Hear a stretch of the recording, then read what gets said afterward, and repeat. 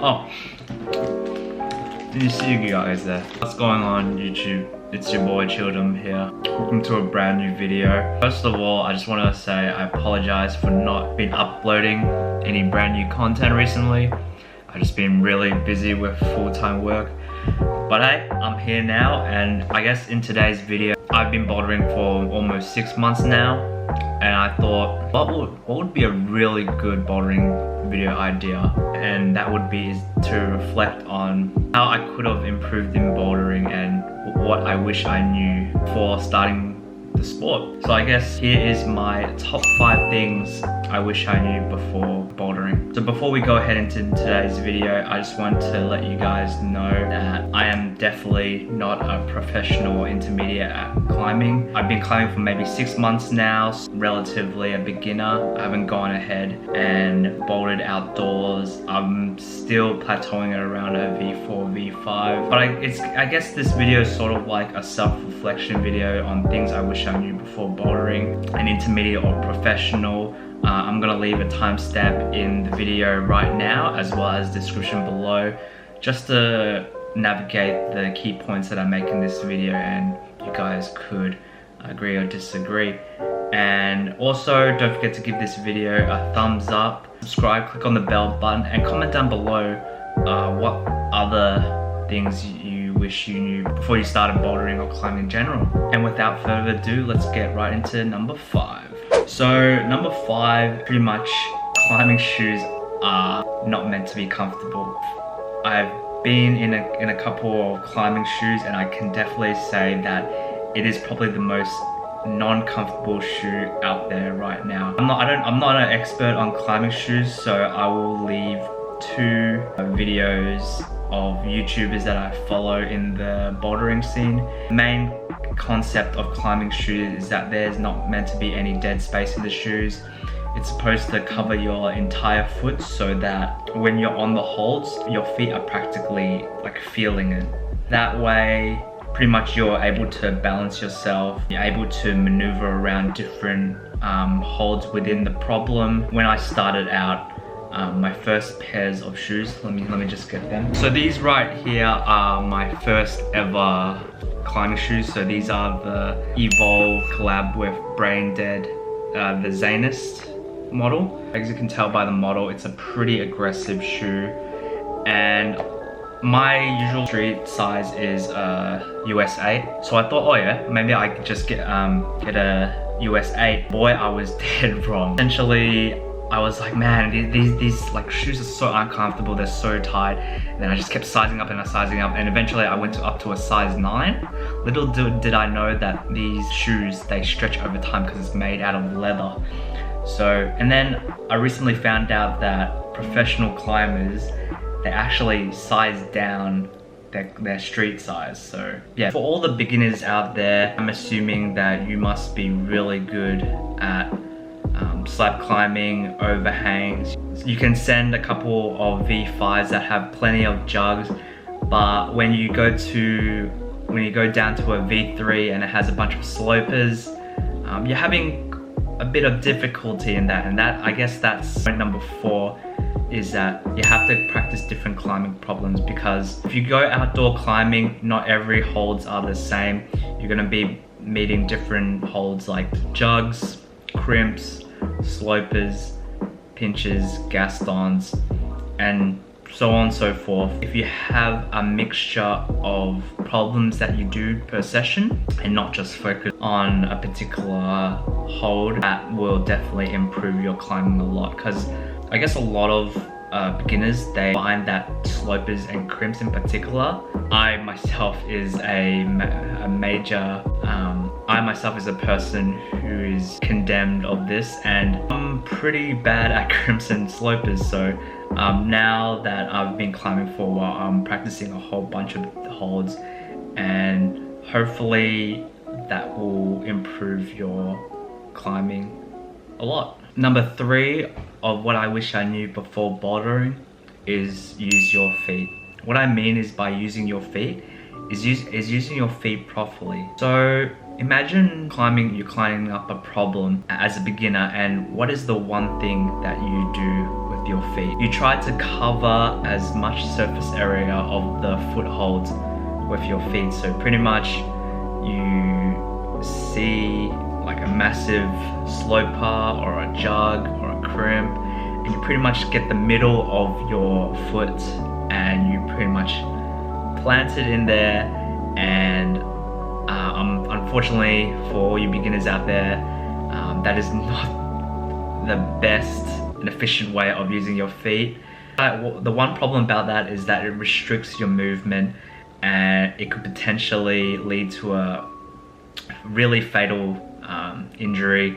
I've seen a lot of people who put their whole foot onto the hold and they just slip because they're just not at a proper position to move themselves, and sometimes it's just not the best way to use your feet. So the best way and the rule of thumb of using your feet is to have your feet where it's pointing outwards of the hold. It does not really apply to a lot of the footholds out there or on every problem, but I think it's the most efficient way of using your feet, because that way you're able to maneuver yourself. I guess it sort of supports your entire body weight, and that way you don't need to reach up with your arms and, you know, pretty much go on your tippy toes just because you have your entire foot on the foothold. So definitely something you need to look out for when bouldering as a beginner is improving your footwork. The second last point I would like to make is say it, don't spray it. And what I mean by say it, don't spray it is bouldering is pretty much a sport where the community is very friendly. One way to make friends through bouldering is pretty much helping them through the problems that they're doing. But what if you go one step above that? What if you approach someone who's just started the problem that you've already sent, and when they were having trouble doing it, you go up to them and you pretty much gave them the whole beta?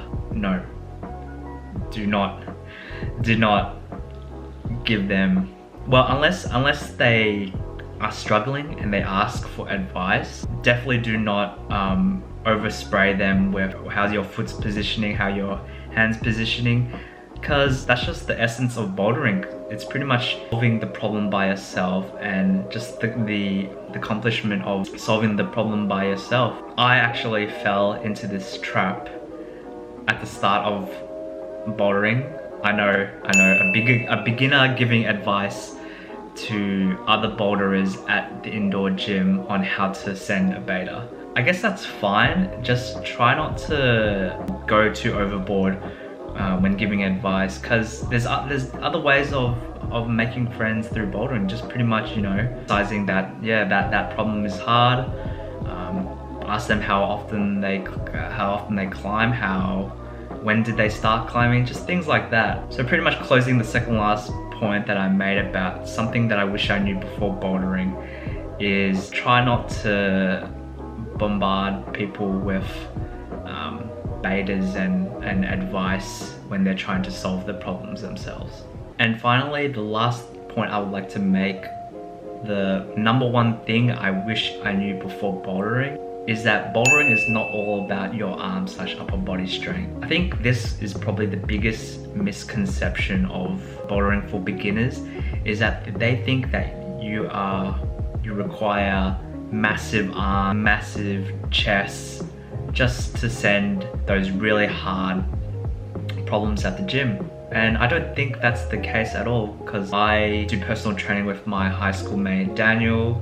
I play tennis, I play volleyball, I play badminton, so that does a lot of body movement. And when I started bouldering, I struggled a lot. So there was this one session where they had a training, a bouldering class, and there were, you know, kids that were like around the age of 12 to 13, which was half my size, and they sent, you know, V5s to V6, and then there was me that was struggling with the V2. I guess this point also goes hand in hand with point 3, footwork is the key, because not only you need your arm / upper body, you're engaging so much of your different muscles around the body. So you've got to engage your core, you've got to engage your feet, your legs, your hips. Pretty much the concept of bouldering is to balance your entire body to the best of your ability.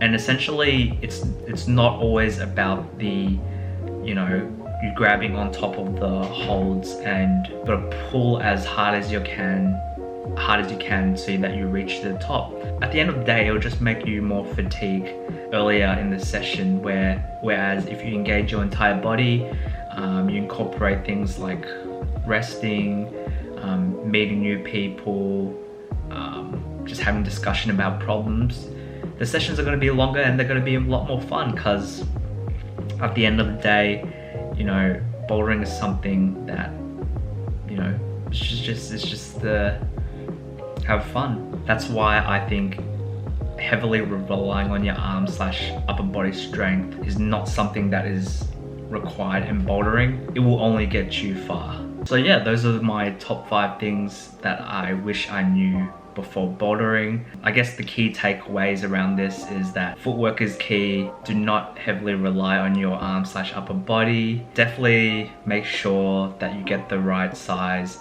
and you pretty much know the concept of climbing shoes, and have fun. These past 6 months of bouldering has been very fun and enjoyable. I've definitely met a lot of new people along the way.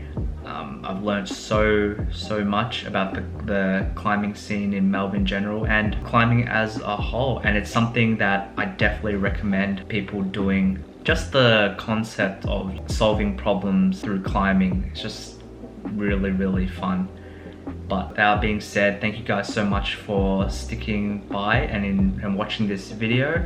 I hope this is very informative to beginners, and I hope there were a lot of key takeaways from this video. So be sure to give this video a thumbs up, subscribe, click on the bell button just so that you are kept informed of when my next climbing video comes out. And for the intermediate guys out there or beginners, comment down below other things that you wish you knew before climbing, because I definitely want to learn not just through climbing but from other climbers as well. And yeah, and without further ado, we out. Peace.